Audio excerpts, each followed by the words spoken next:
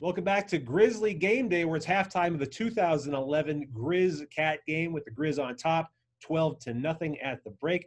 Eric Tabor, and here in today's legend of the game is one of the best to ever do it here in Missoula, the former Big Sky Defensive Player of the Year and NFL alum linebacker, Caleb McSurdy. Caleb, great to see you. Thanks for taking the time, man.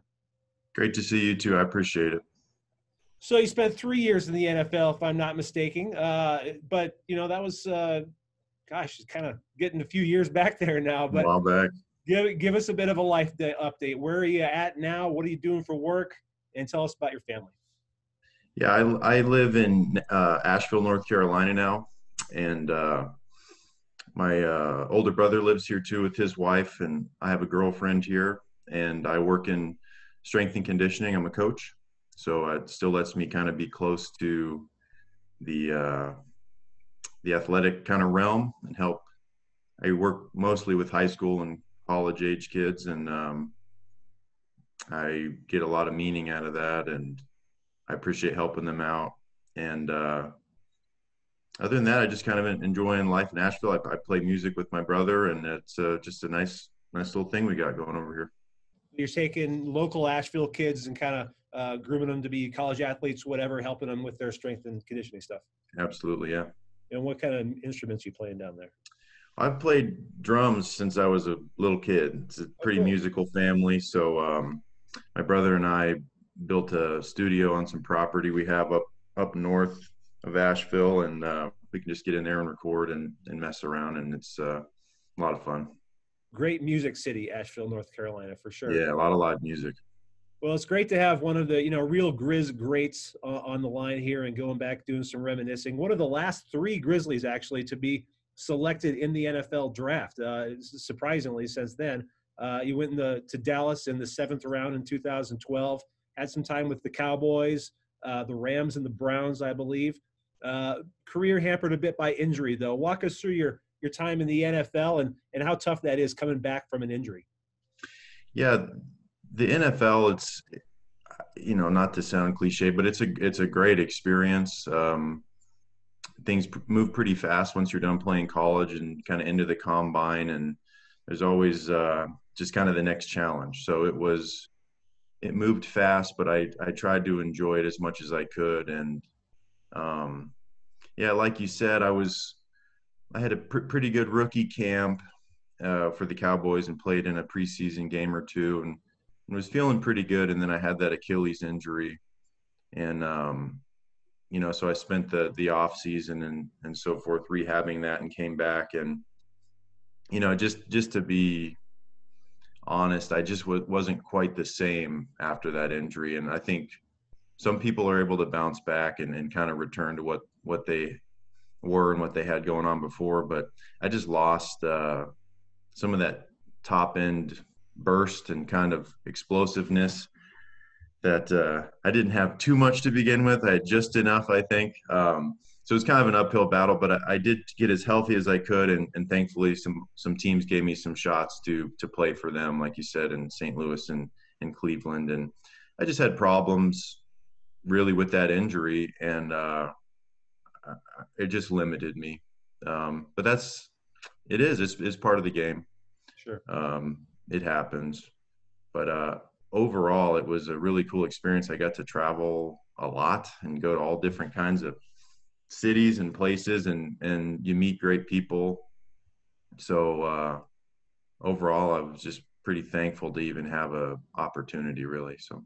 Well, and I remember reading at one point, that they were giving you opportunity, considering they even want to try you out at fullback. So bringing you over to the offensive side of the ball, they knew that you had something. It's pretty great. Yeah, it's pretty cool. Well, we're at halftime of the 2011 Grizz Cat game. We've got Caleb McSurdy on the line here if you're just joining us. So one thing that people might not know about you is that you're also a bit of a track star. As a sophomore here at Montana, took 4th place in the Big Sky Conference in the discus throw.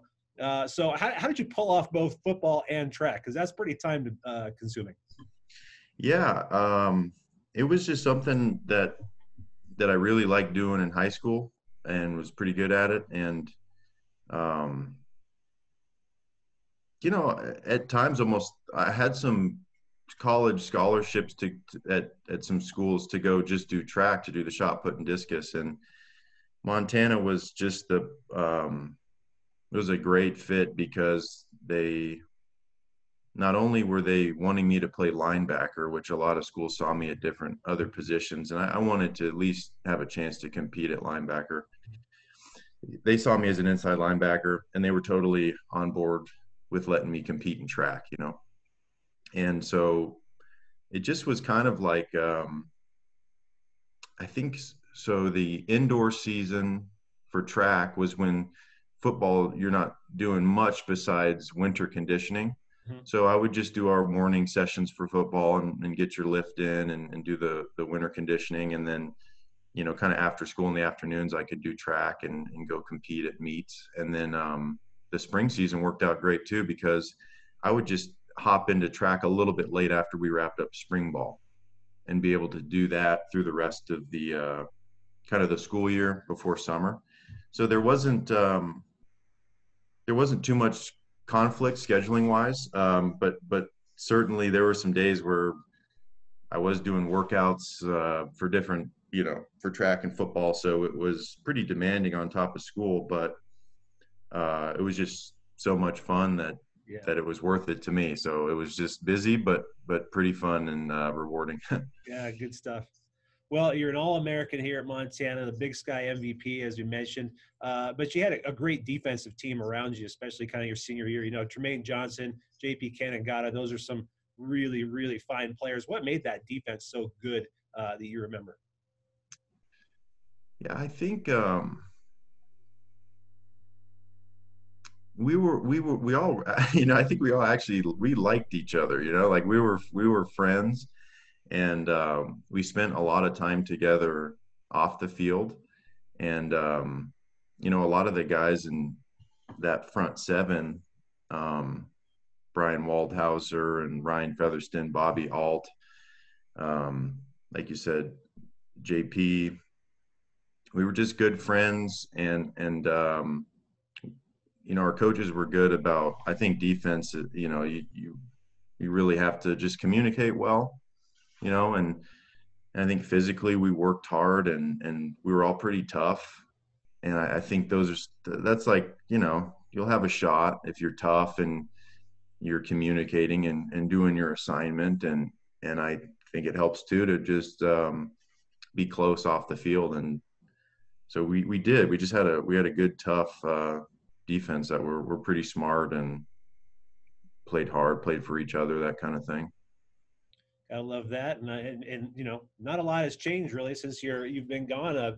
Montana's still great defenses. In fact, you know, media, you know, take it for what it's worth, but it's kind of tabbed Montana linebacker U for the FCS, Mm-hmm. and I love that. You know, but why do you think that is? And have you had much time to follow guys that have come past you or behind you, I should say, like Dante Olson, who was, you know, picked up by Philly in the offseason this year, and Brock Coyle, obviously, guys like that. Yeah, I've for sure, like Jordan Tripp and Brock Coyle, because we were only a couple years apart. So played a lot of ball with those guys. And you know, they pushed me, I hope, as much as I pushed them, you know, to get better. And it was always, you know, our linebacker coach, Ty Gregorak, I think, was a really good coach. And we had a really competitive room in a good way. And even the backups actually, you know, prepared like they were starters. That's not always the case everywhere. Like, you know, I'm a backup, you know, so you kind of pay lip service.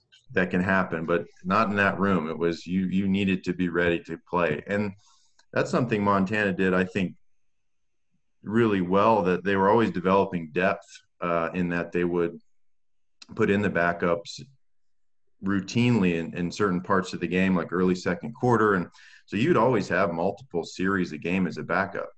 So it was real. You were going to play. And so you had to prepare that way. And I just think that's such a great way to run a program to develop talent. So, and, you know, before I even got there, I in going to Montana, I would try to study or look at the history of the program, and there were guys like you know Kyle Ryan and Joyce, I think. I don't want to mess up, but and then when I got in there, we had Sean Lebsock and Tyler Corwin. There were just some dudes playing, Yeah. and so from the day you step in, and also Brandon Fisher too, unbelievably smart player. So just kind of lucky to walk into that room and try to keep up with those guys. And I just hope that I did the same for the other guys. And I don't know how that happens, but you do maybe get a little kind of a linebacker you thing going there. And I had heard of Dante Olson. Um, I think like he just blew up the combine. I think he just was outstanding. Yeah. And so I'm Well, happy for him. linebacker, And 42-inch vertical, which is crazy. yeah, it's just crazy. So yeah, I haven't kept up like too close to all the linebackers, but I had heard that he was doing well. So that's really cool. Very cool. Well, this game, Montana State, you led the Grizz with 8 tackles that day. But what do you remember from that game, maybe?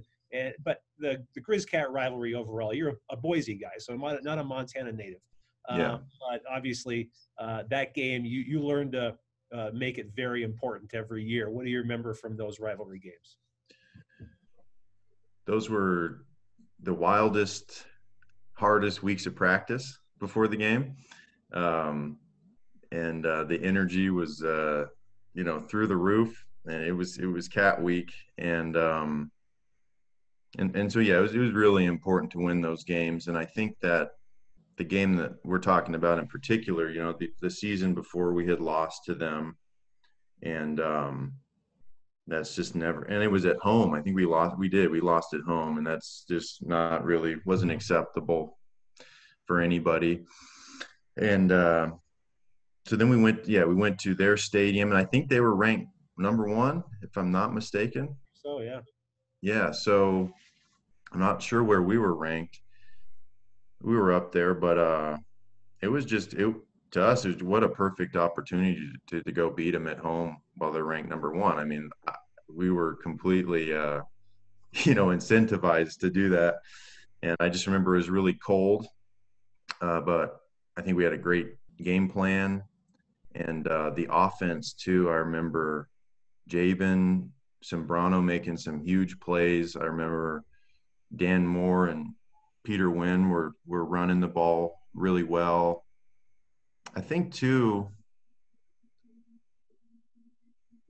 I don't know if it was I think it was a 4th down play.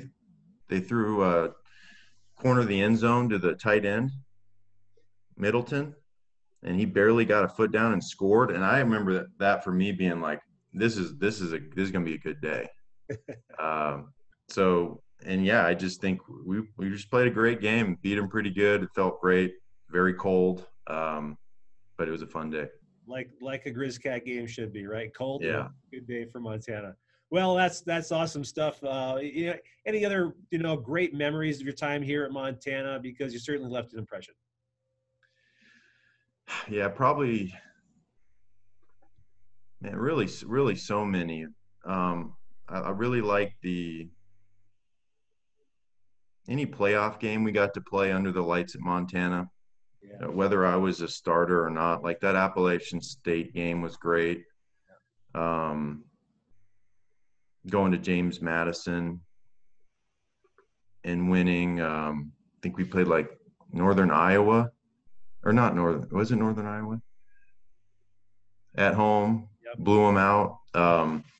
And I guess beyond that, it's just like I've always liked. You don't like it so much during, but looking back, riding the bus to fall camp, to Dorn Blazer Fields and practicing, and getting to hop in the river after practice and hanging out with everybody in the locker room. It's that kind of thing. Like, it's a rare thing. It's a special time. There's to have that camaraderie and to get to kind of apply yourself in that way with a group of your friends and peers. So it's kind of all the spaces in between the games, Sure. and school that were really cool too. So awesome. Well, it's been great catching up with you, Caleb. Can't wait for you to get back up here, get you when we finally do get to play some football here in Montana again. Get you back up here and connect you with the team, that kind of stuff. But thanks for taking the time today, man. Absolutely. Thank you for having me. Go Grizz. So this has been the Legend of the Game with Caleb McSurdy, brought to you by the M Store. Grizz fans, if you bleed maroon and silver, you found your happy place at the M Store. For all your Grizz apparel, gifts, and more, drop by the M Store at 124 North Higgins in Missoula, or visit us online at montanamstore.com. The M Store is all Grizz all the time. Caleb, thanks again. Can't wait to see you again, and go Grizz. Go Grizz. Thank you.